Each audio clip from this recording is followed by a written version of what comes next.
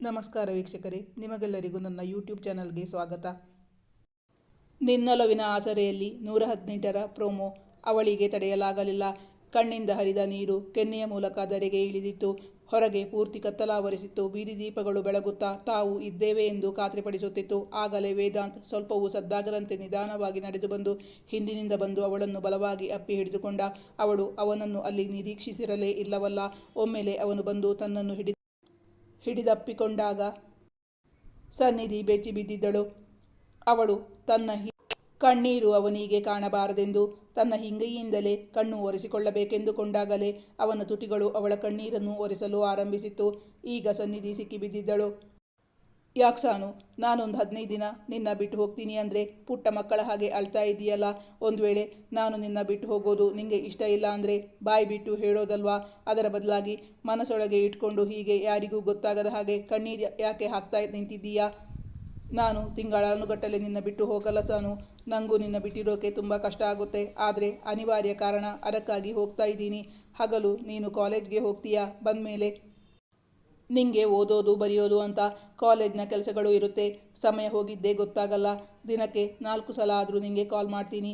ನಿಂಗೆ ನನ್ನ ನೆನಪಾದಾಗಲೆಲ್ಲ ಕಾಲ್ ಮಾಡು, ಇಲ್ಲ ಮೆಸೇಜ್ ಮಾಡು. ಇವತ್ತು ಒಂದು ದಿನ ಹೀಗಾಗಿದ್ದಕ್ಕೆ ಮತ್ತೊಮ್ಮೆ ಸಾರಿ ಕೇಳ್ತೀನಿ ಎಂದವನು ಅವಳ ಕಣ್ಣೀರನ್ನು ಒರೆಸಿ ಅವಳನ್ನು ತನ್ನೆದೆಗೆ ಒರಗಿಸಿ ಸಂತೈಸತೊಡಗಿದ. ಅವಳ ದುಃಖ ನೋವು ಕಡಿಮೆಯಾಗುವ ಬದಲು ಅದು ಮತ್ತೂ ಜಾಸ್ತಿ ಆಯಿತು. ಅವಳಿಗೆ ಸಿಟ್ಟು ಬಂದು ಬಿಟ್ಟಿತು. ಅವನನ್ನು ದೂರ ಸರಿಸಿದಳು.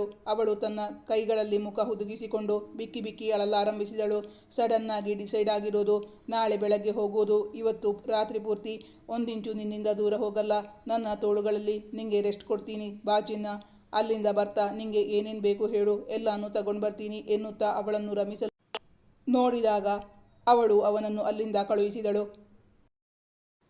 ಸನ್ನಿಧಿ ತನ್ನ ಬೆಡ್ರೂಮ್ಗೆ ಬಂದು ದಿಂಬಿನಲ್ಲಿ ಮುಖ ಹುದುಗಿಸಿ ಮಲಗಿದವಳನ್ನು ತನ್ನತ್ತ ಎಳೆದುಕೊಳ್ಳುತ್ತಾ ವೇದಾಂತ್, ಸಾನು, ಮುಂದಿನ ವಾರ 20ನೇ ತಾರೀಕು ಏನು ಅಂತ ನೆನಪಿದ್ಯಾ ನಿಂಗೆ?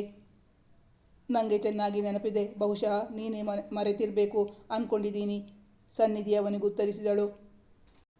ಆಗ ವೇದಾಂತ್, ನಾನು ಮರೆಯುವಂಥ ದಿನವೇ ಅಲ್ಲ ಅದು. ಈಗ ನೀನೇ ನಿನ್ನ ಬಾಯಿಂದಾನೇ ಹೇಳಬೇಕು ಎಂದು ಹೇಳಿದಾಗ, ಅಂದಿಗೆ ಅವರಿಬ್ಬರು ಮದುವೆಯಾಗಿ 1 ವರ್ಷವಾಗಿತ್ತು. ಅವರ ಮೊದಲ ವರ್ಷದ ಮ್ಯಾರೇಜ್ ಆ್ಯನಿವರ್ಸರಿಯಾಗಿತ್ತು. ವೇದಾಂತ್ ಅದಕ್ಕಾಗಿ ಏನೋ ಪ್ಲ್ಯಾನ್ ಮಾಡಿಕೊಂಡಿದ್ದಾನೆ. ಆದರೆ ಸನ್ನಿಧಿಗೆ ಪಾಪ ಗೊತ್ತೇ ಇಲ್ಲ. ಮುಂದಿನ ಸಂಚಿಕೆಯಲ್ಲಿ ನಿರೀಕ್ಷಿಸಿ. Thank you for watching.